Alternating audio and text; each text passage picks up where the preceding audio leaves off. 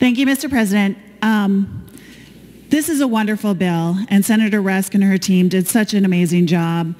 I would like to highlight especially the child tax credit.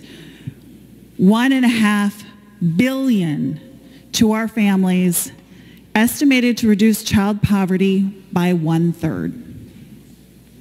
1/3 a reduction in child poverty in Minnesota. And yet, we've heard some people here today clearly say they don't plan to vote against it or vote for it because our children will suffer, our kids will losing out. They plan to vote against something that would reduce child poverty. And they made those quotes mostly in reference to the charitable gambling. This has been something I've been talking to my constituents and as a military member, the veterans that I have close ties to since the beginning of the session. And I think this is a wonderful way to work out a situation that we shouldn't have been in today. Because if you look at the current law, which for those that don't have it up about the charitable gambling is statute 349.12 subdivision 12B, the current law clearly states that a player must activate or open each electronic pull tab and each individual line, and that there cannot be representations that mimic a video slot machine.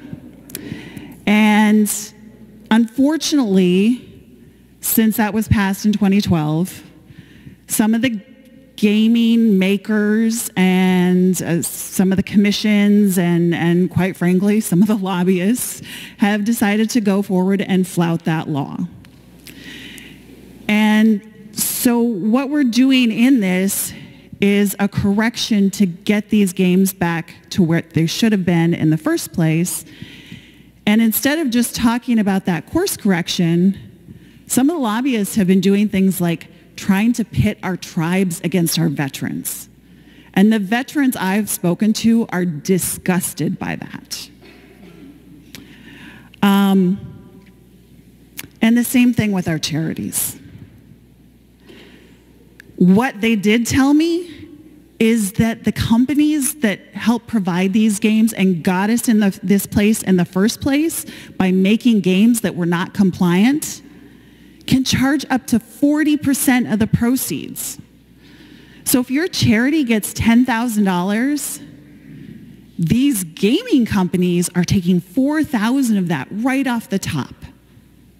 And that's why we're getting so much misinformation, because part of what this bill does is it caps those proceeds, and they are not happy. So now more of that money can go directly to the charities. It also gives them a 1.5 years to develop new compliant games.